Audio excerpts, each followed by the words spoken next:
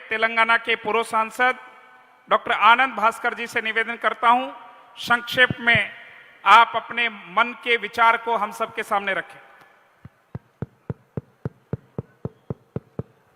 हरि ओम।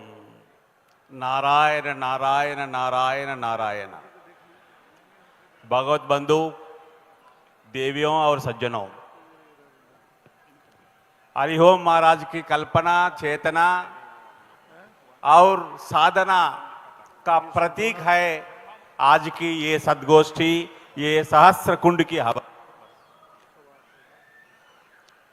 धर्म क्षेत्र कुरुक्षेत्र, ये क्षेत्र इतना महानता का याद दिलाने का जरूरत नहीं है।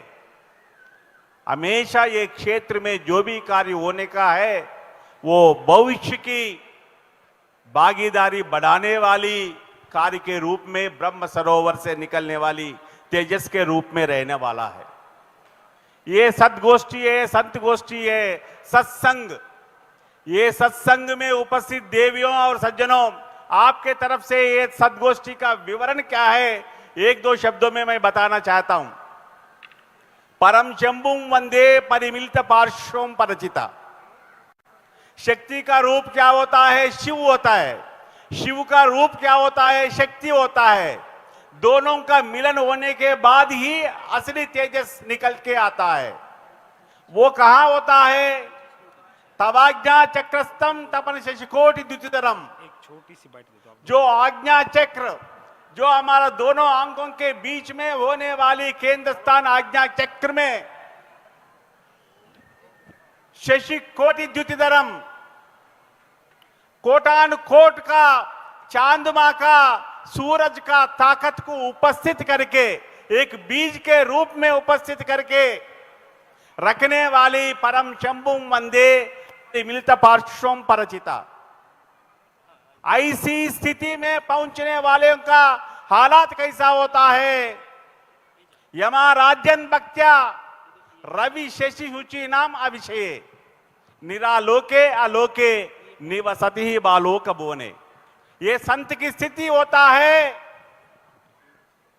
वो लोग वहां कहां भी उपस्थित होंगे, कैसी जिंदगी भी जी रहे होंगे, मगर वो लोगों को न सूरज से न चांद से, आखिर अग्नि से भी कुछ भी रिश्ता नहीं है, ताकि पूर्ण चिताग्नि, पूर्ण जटाग्नि, पूर्ण तीनों के अग्नि का रूप होकर के आज्ञा चक्र में उपस्थित होता है, इसीलिए संत बन सकता है। ऐसी संत की ज्ञानी का दृष्टि क्या होता है? हमारा आंखों में आंखें लगा के संत देखते नहीं। क्या देखता है? हमारा भविष्य को देखता है, हमारा भूत की स्थिति की उद्धारण करते हुए वर्तमान को सहज कर लेता है। आज की ये सहस्त्र कुंड का विशेष क्या है, मैं एक बात बताना चाहता हूं।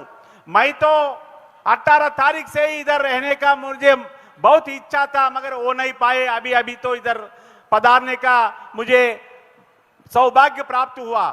हमारा आपकी ये कुरुक्षेत्र में ये हरिओम महाराज की संकल्पना कल्पना का रूप में सहस्त्र कुंड की ये हवन स्वाति नक्षत्र में हुआ है।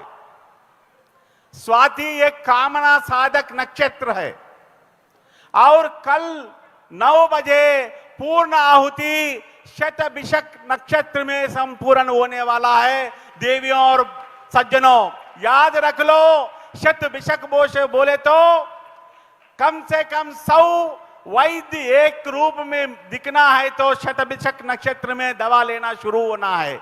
ऐसी नक्षत्र में हरिओम महाराज जी कल की 9 बजे वैसी नक्षत्र में ये पूर्णाहुति, ये सहस्त्र कुंड की पूर्णाहुति संपन्न करने वाले हैं। सहस्त्र कुंड का अर्थ क्या होता है? एक बार सहस्त्र पहुंचे तो धार्मिक परंपरा में, साधना परंपरा में, दैविक परंपरा में अनंत होता है। वो अनंत ज्वाला में क्या होता है? वहनी की रूप बोले तो, ज्वाला का रूप बोले तो, अग्नि का रूप बोले तो आप सुमिरन करो। जैसा अभी तक हमारा संत महाराज सुझाव दिया, परिक्रमा करो, ये संत जनों का दर्शन करो, आप उससे मिलने वाला तेजस कहां कहां किस किस को कैसी फायदा अभी तो बोल नहीं सकते, मगर आप स्वीकार करो, मनपूर्वक स्वीकार करे तो आपका धारणा शक्ति में कितना तेजस आते हैं, आपका भविष्य कितना आगे बढ़ सकता है। इस सिलसिले में आप ध्यान देते हुए ये धर्म क्षेत्र कुरुक्षेत्र से इतना संपन्न होने वाली ये सहस्त्र कुंड की हरिओम महाराज की हवन, आज की ये सदगोष्ठी हम सभी को भारत वर्ष में, ये धरित्री में वैदिक सनातन धर्म वेद धर्म को आस्था रखने वाला, विश्वास रखने वाला सभी को भी एक चेतना के रूप में अंतरिक्ष से हमें सुरक्षा करेगा बोल के ये विश्वास से मैं मेरा वाणी समापन करते हुए हरिओम महाराज को नमन करते हुए मैं मेरा वाणी समापन करता हूं। धन्यवाद। और एक बात बताना चाहता हूं सज्जनों और देवियों, यहां से सिर्फ 20 किलोमीटर दूर पे संत मार्कंडेय महर्षि का स्थान है, मार्कंडा नदी। मार्कंडा नदी बगल में मार्कंडेय महर्षि का क्षेत्र भी है। मार्कंडेय महर्षि कौन है? यहां दिखने वाली त्रिपुरा सुंदरी, यहां दिखने वाली देवी, हर जगह हर हृदय में रहने वाली पराशक्ति का, देवी का आविष्कारण करने वाला, वो देवी का आविष्कारण करने वाला क्षेत्र को इतना लगभग निकट में ये होने वाली, ये समापन होने वाली सहस्त्र कुंड यज्ञ हरिओम महाराज का संकल्प आप सभी लोगों का कामना सुसंपन्न हो जाए, यही मेरा विनंती है, यही मेरा प्रार्थना है। धन्योस्मी।